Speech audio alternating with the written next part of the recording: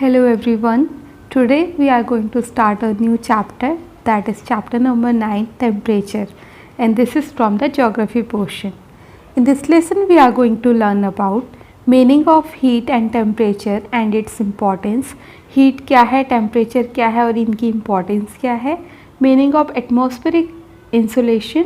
Atmospheric insulation का मतलब क्या होता है. The heating up of air, air कैसे हीट होती है. The factors affecting the distribution of temperature, और टेम्परेचर के डिस्ट्रीब्यूशन को कौन से फैक्टर्स अफेक्ट करते हैं. We experience heat and chill with the change in the season.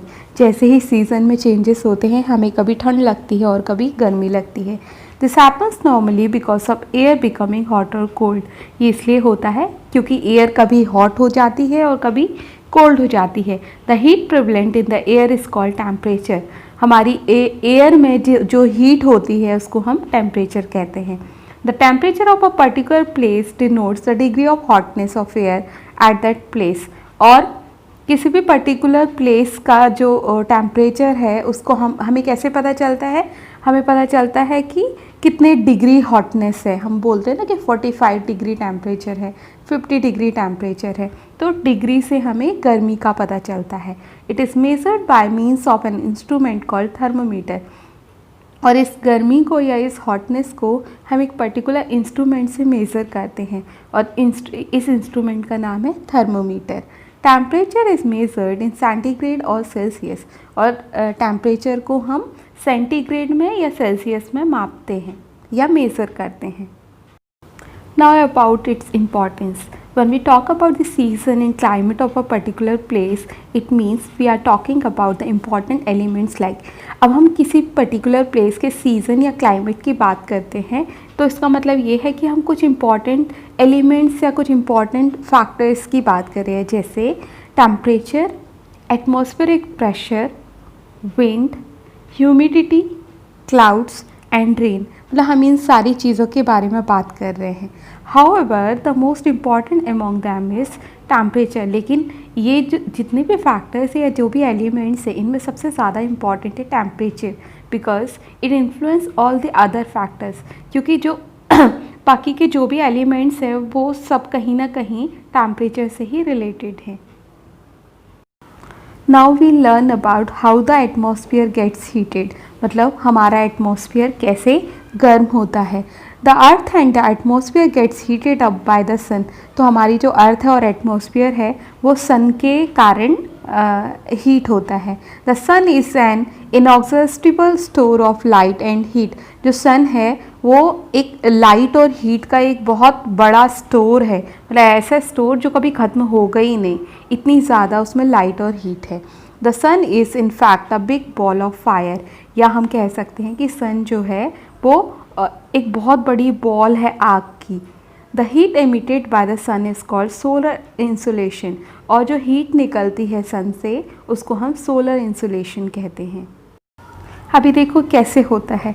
The sun's rays are expose to the atmosphere before reaching the land and due to which the upper layer of the atmosphere gets heated up.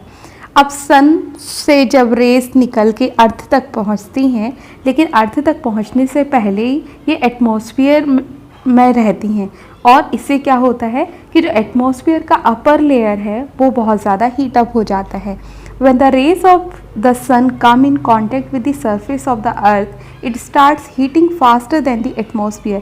लेकिन जब sun rays अर्थ तक पहुंचती हैं, अर्थ के surface के पास पहुंचती हैं, तो इसके कारण एटमॉस्फेयर से ज़्यादा जल्दी हीट होता है हमारी अर्थ का surface. But the earth radiates back this heat slowly. लेकिन अर्थ क्या करती है, इसको रेडिएट कर देती है. मतलब कि सनरेज अर्थ की लेयर से टकराती हैं और उसके बाद में ये वापस रेडिएट होती हैं. This process is known as radiation. इस प्रोसेस को हम रेडिएशन कहते हैं. The heat radiated from the sun surface also heats up the surrounding atmosphere. और जो हीट रेडिएट हुई है या टकरा कर वापस हुई है और अर्थ के एटमॉस्फेयर में जो फैली है, इससे क्या होता है कि जो जितना भी एटमॉस्फेयर रहता है वो हीट हो जाता है, therefore the temperature also rises. और जब एटमॉस्फेयर में इतनी ज़्यादा हीट होगी तो टेम्परेचर भी ऑटोमेटिकली बढ़ने लगता है। As a result of heating up the air becomes light and rises. अब एयर बहुत ज़्यादा गर्म हो जाती है और गर्म होने के कारण ये लाइट हो जाती है, मतलब इसका वेट कम हो जाता है और वेट कम होने के बाद ये ऊपर साइड जाने लगती है। However as the air rises upwards it temperature decreases. और जैसे ही ये एयर जैसे जैसे ऊपर जाती रहती है वैसे ही हमारा टेम्परेचर कम हो जाता है। Now the air gets heated in 3 ways. 3 तरीक़ों से हमारी एयर हीट होती है। First, the upper part of the atmosphere gets heated up due to solar insulation. Solar insulation के बारे में हमने पढ़ा था कि जो सन से जो रेडिएशन निकलती है उसको सोलर इंसुलेशन कहते हैं। तो जो एटमॉस्फेयर का अपर पार्ट है, या वी कैन से कि जो सन के पास वाला एरिया है, वो सोलर इंसुलेशन से हीट अप होता है। Second, when the atmosphere comes in contact with the hot surface of the earth, the lower part of the atmosphere gets heated up. अब जो एटमॉस्फेयर है वो अर्थ के हॉट सरफेस से जब आके टकराता है या मिक्स होता है तो क्या होता है कि एटमॉस्फेयर का जो लोअर पार्ट है वो भी हीट अप हो जाता है। Third, when the lower part of the atmosphere gets heated, it rises upwards and its place is taken over by cold air, which also becomes light after getting water and move upwards. This whole process is called convection.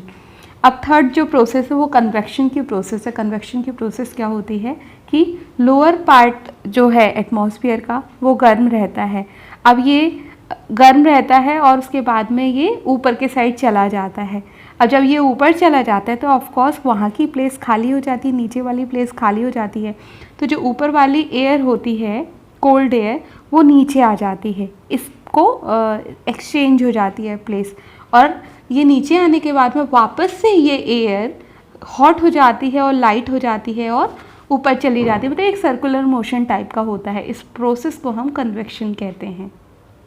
Measuring of temperature. अब temperature को कैसे measure किया जाता है या मापा जाता है। The instrument use to measure temperature is known as thermometer. जिस इंस्ट्रूमेंट से हम टेम्परेचर को मेज़र करते हैं उसको हम थर्मोमीटर कहते हैं। The measuring unit of temperature is centigrade और फ़ारेनहाइट। और जो मेजरिंग यूनिट होती है उसको या तो सेंटीग्रेड या फ़ारेनहाइट कहा जाता है। The unit of temperature is given in the degrees. अब टेम्परेचर की जो यूनिट होती है वो डिग्रीज़ होती है। जैसे हमने पहले भी पढ़ा है 45 डिग्री, 35 डिग्री, ऐसे हमें पता चलता है ना टेम्परेचर कितना है, तो वो उसी डिग्री की बात हो रही है। Nowadays Celsius is used in place of centigrade, but आजकल सेंटीग्रेड की जगह पे हम सेल्सियस को यूज़ कर रहे हैं। We will continue this lesson in next class also. Thank you so much.